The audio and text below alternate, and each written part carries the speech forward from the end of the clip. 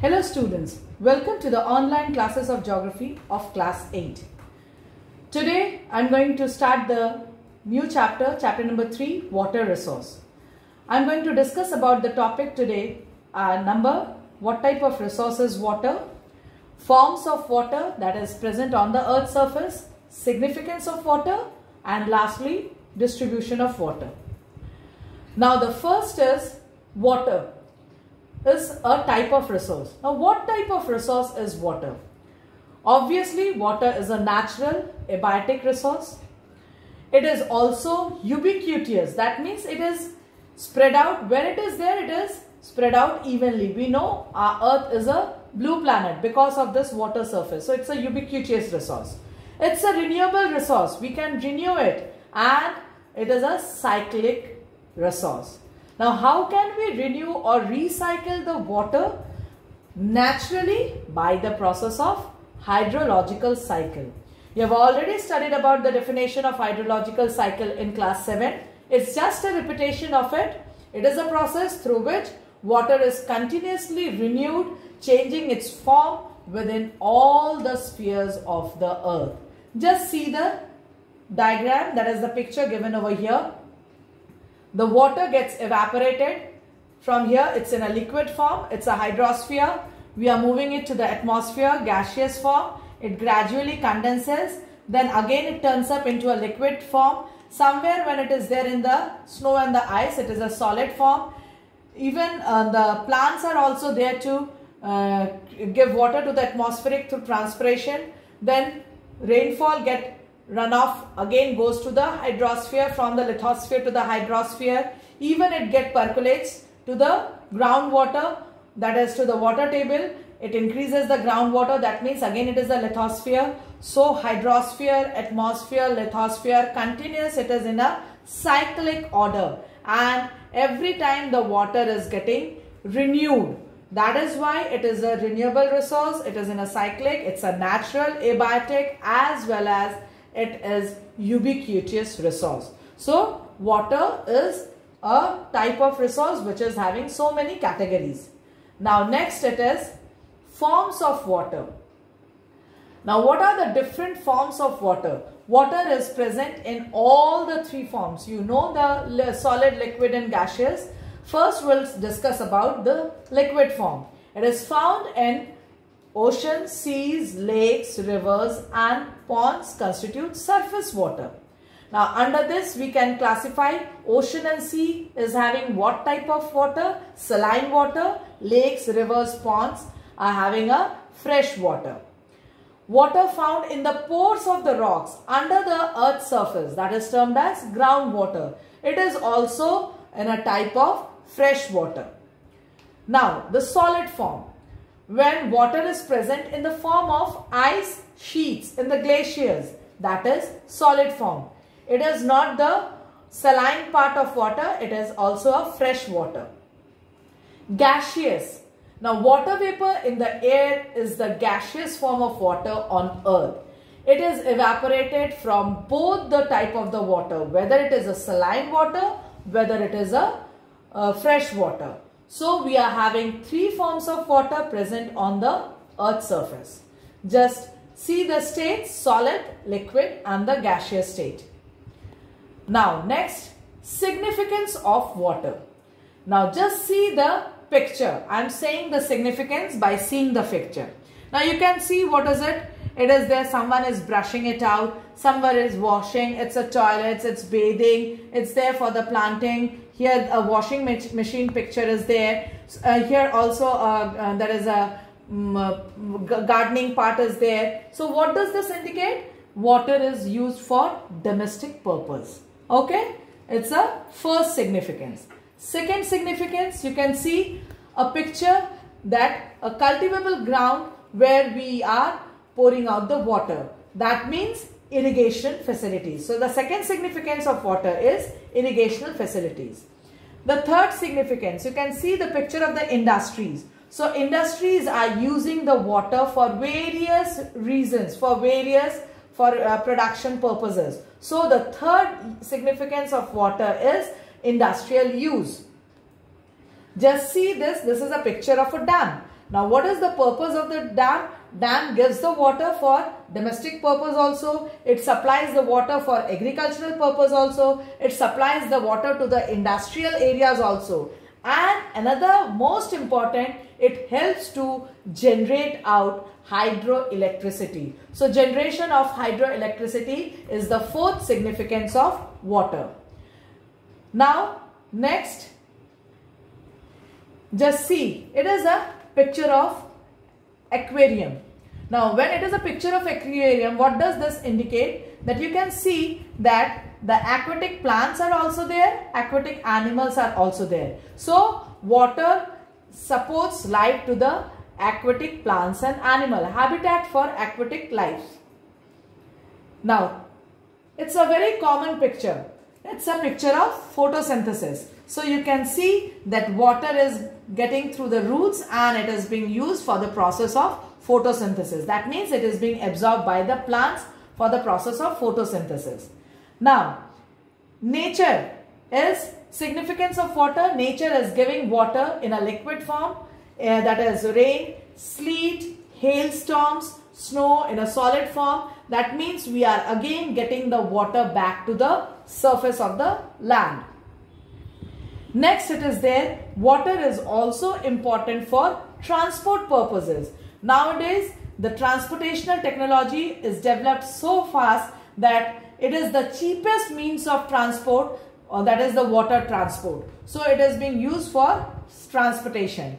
And now you can see that water is also being there within our human body. So the organisms, that is the all living organism, is having nearly entire, what we can say, 3/4 part of our body is having this water content. So these are the significance of water. Now I'm moving to the next topic, that is distribution of water. 2/3 of the earth's surface is covered by water. It is not a new fact. About 97% of the earth's surface is present in ocean and seas. That means saline water, so it is not fit for human consumption. Another 2% of the water is it in a form of ice caps and glacier. Now when it is frozen out, directly we cannot use it. When it is melting, then it is supplying the or increasing the volume of the water of a river. So directly we are unable to use it. So 1% that is left out is found as a fresh water in rivers, in lakes and groundwater in aquifers. Aquifers mean the rocks where the pores are there where the water gets accumulated or stored. So for human being, the percentage of water that is present for use is only 1%. So which is very less, and that is why we are having lots of problems. Now we are going to study about the distribution of fresh water, which is not even.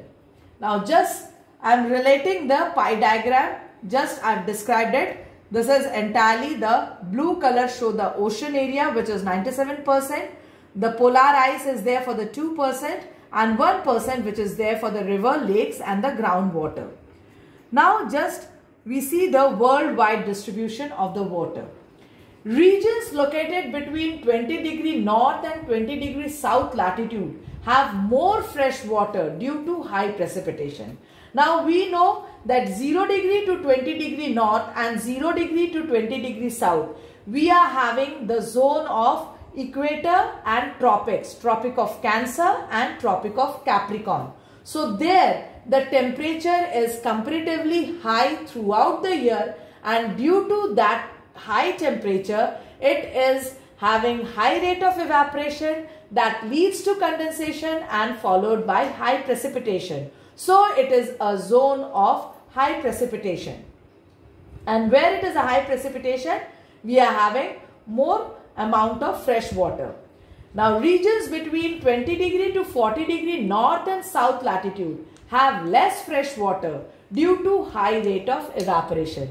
Here the temperatures are not high, but when the temperatures are not high, what we can say here, sorry to say, here the rate of evaporations are high. Why? Because these are the areas where it is having the deserts. All these are the western margins of the continents of within these two latitudes. It is termed as mid latitudes of the continents, subcontinents, where we are having all the deserts, whether it is Sahara Desert, whether it is Gobi Desert, whether it is Thar Desert, whether it is Australian Desert, whether it is Atacama Desert, whether it is Kalahari Desert. All the deserts are situated between these two group, that is latitudinal degrees. So as a result, due to high rate of evaporation, here the percentage of fresh water is comparatively less.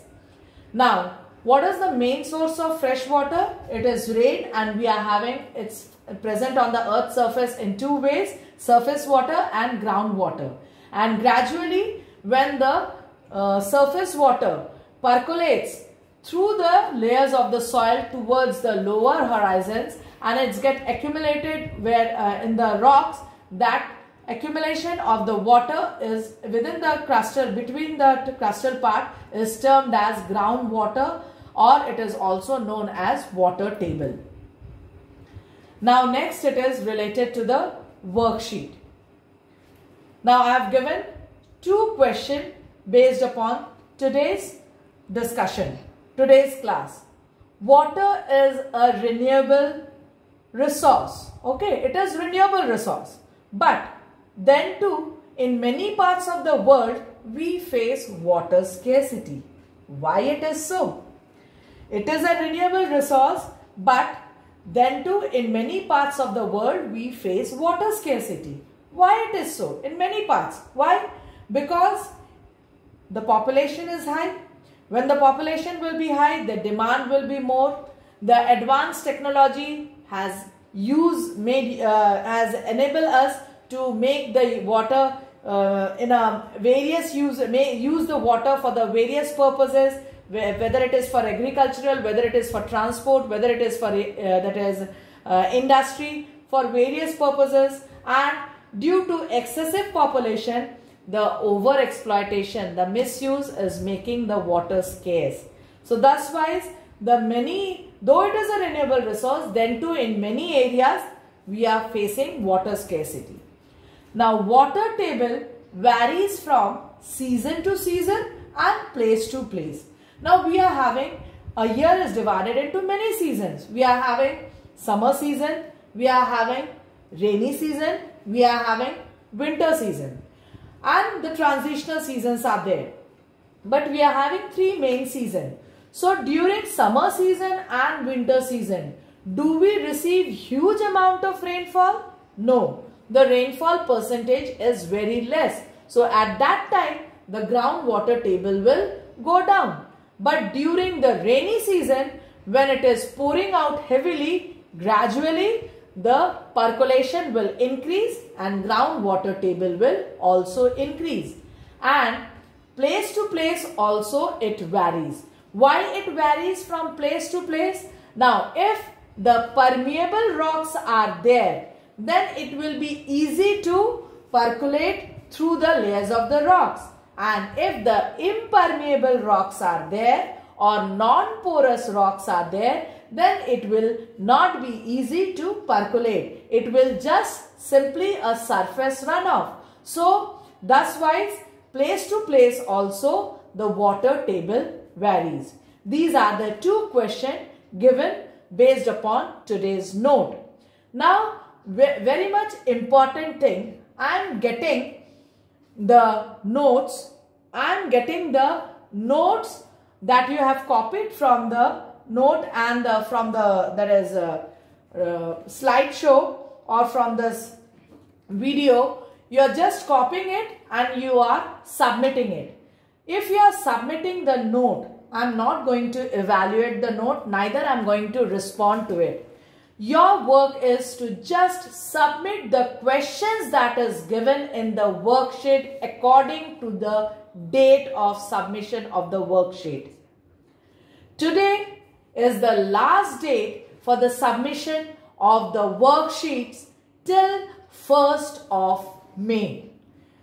After that, After that, today's worksheet, that is 4th of May, you will get 1 week time to submit, and just submit the work question answers, not the notes. If you are having any doubts, just mention it in the comment section, and thank you for following today's class.